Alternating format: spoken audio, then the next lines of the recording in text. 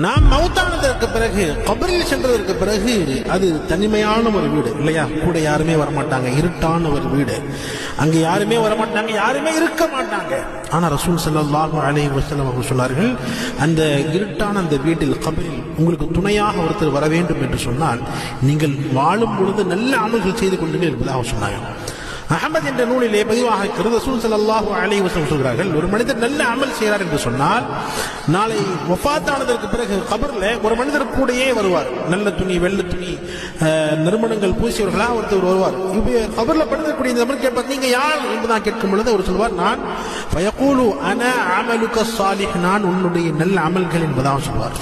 நீங்க உலகத்தில் வாழும் பொழுது தொழுதீங்கல்ல, நீங்கள் ஜகாத் கொடுத்தீங்கல்ல, ஹஜ் செஞ்சீங்கல்ல, தான தர்மங்கள் செஞ்சீங்கல்ல, நீங்கள் நோன்பு வைத்தீர்கள் அல்லவா, அந்த நல்ல அமல் தான் நான் என்பதாக அந்த மனிதர் சொல்லுவார். அப்ப அந்த நன்மைகள் தான் கபரில் இருக்கக்கூடிய விஷஜந்துகளை விட்டு நம்மை பாதுகாக்கும். பாம்பு கடிக்கும் வரும் பொழுது, தேர்கள் நம்ம குற்ற வரும் பொழுது அந்த அமல்கள் சொன்னும், இல்ல இவர் நோன்பு வச்சிருந்தாரு, ஜகாத் கொடுத்திருந்தாரு, ஹஜ் செஞ்சிருந்தாரு, சரியா தொழுதிருந்தாரு, தான தர்மங்கள் செய்திருந்தார், எனவே பாம்பே நீ பக்கத்தில் வராது, நீ தூரம் போ என்பதாக அந்த நேரத்தில் பாதுகாக்கும் நம்முடைய அமல்கள். அமல்கள் இருந்தால் மட்டுமே கபரில் நாம் தப்பிக்க முடியும். அமல்கள் இருந்தால் மட்டுமே, நல்ல அமல்கள் செய்திருந்தால் மட்டுமே தான் நிச்சயமாக அல்லாஹ்வுடைய திருப்பொருத்தம் கிடைக்கும். இதே போன்று சொர்க்கத்தில் உயர்ந்தரமான சொர்க்கமான ஜன்னத்துல் ஃபிர்தௌஸ் கிடைக்கும் என்பதிலே எவ்விதமான சந்தேகமும் இல்லை.